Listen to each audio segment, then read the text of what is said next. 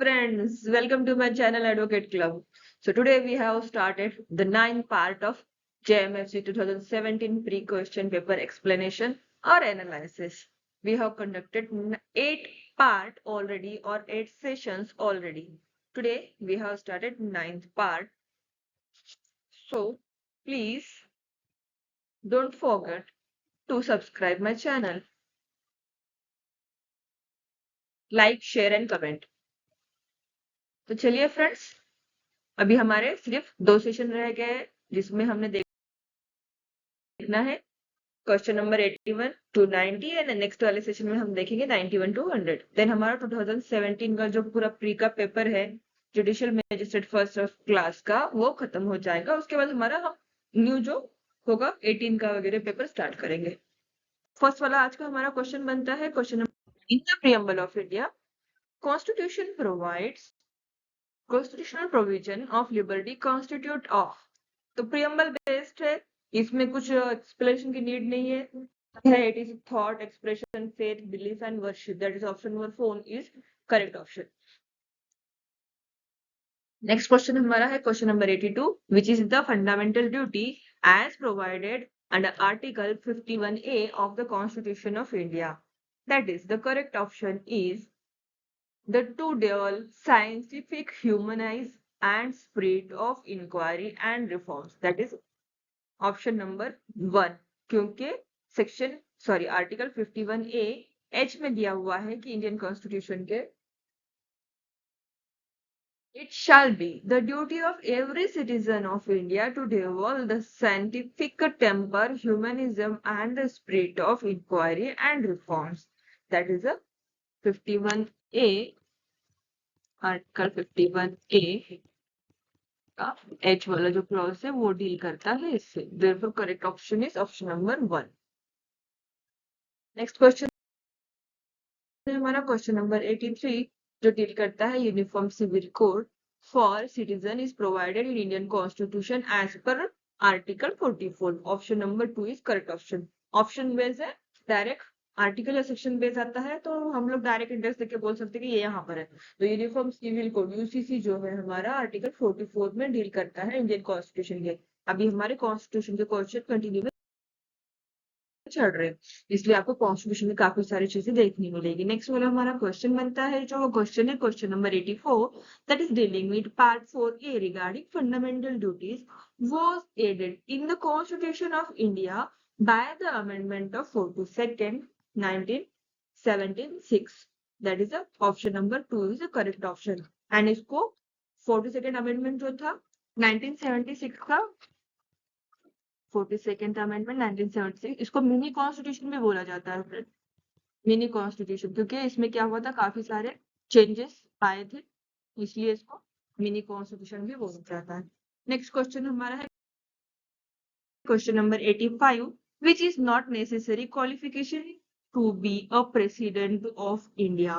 So the correct option is option number 3 must be qualified for Rajya Sabha. तो president के लिए जो हमारा प्रेसिडेंट अगर बनना होता है तो स्पेसिफिकली हम लोग देखते हैं आर्टिकल 58A में डील करता है।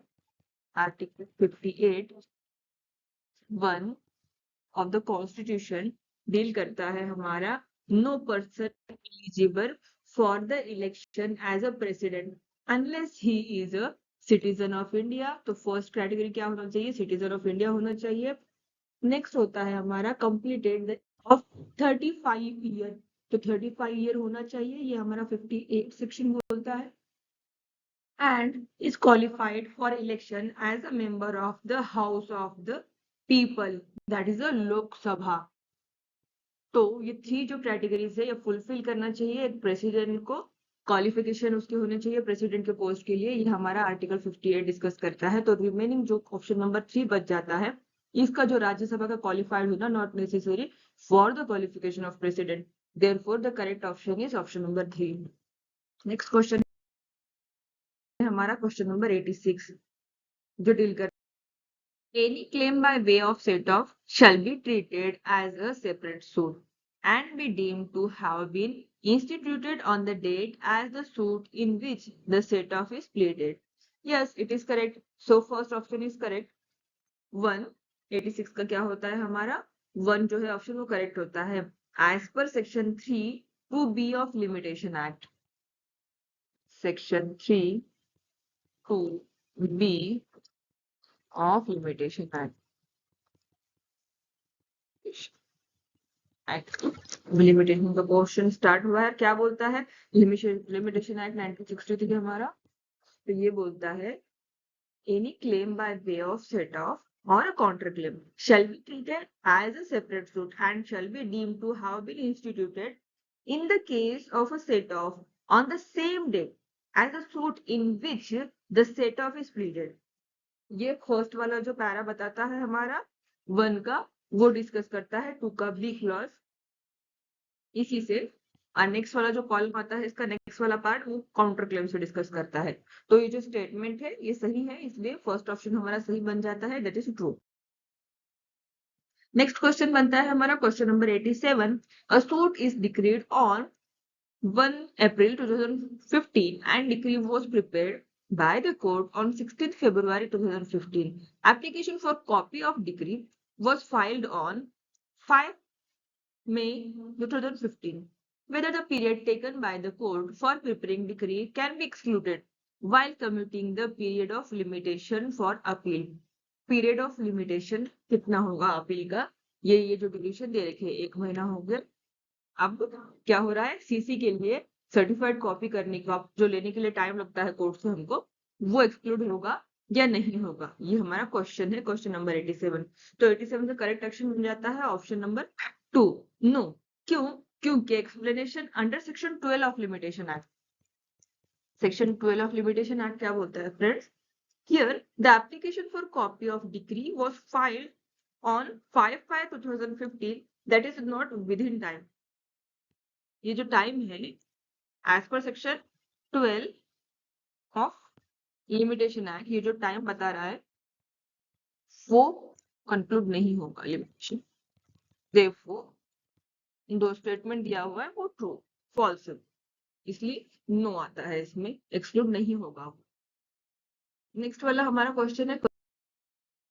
क्वेश्चन नंबर 88 इन अ सूट और application based on fraud or mistake the period of limitation shall not begin to run until both 1 and 2 are correct answer है क्योंकि until the plaintiff or applicant has discovered the fraud or mistake जब तक discover नहीं होगा तब तक start नहीं होगा the plaintiff or applicant could with reasonable diligence have discovered it तब तक क्या होगा 88 का करेक्ट ऑप्शन हमारा 4 क्यों बन रहा है because section 17 of limitation act section 17 of limitation act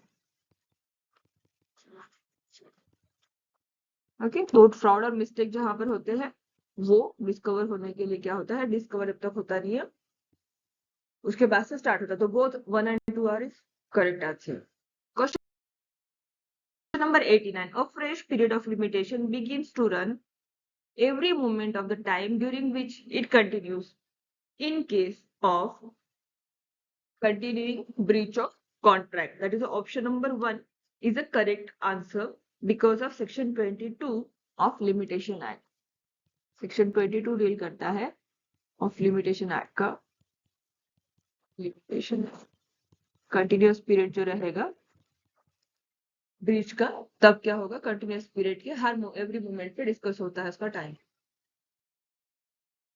last question of today's session is question number 90 at the determination of the period limitation by a limitation act to any person for institution of a suit for possession of any property तो इसका correct option his right to such property shall be extinguish तो question 90 का जो correct answer बनता है that is option number 1 his right to such property shall be extinguish as per section 27 of limitation act 27 of limitation act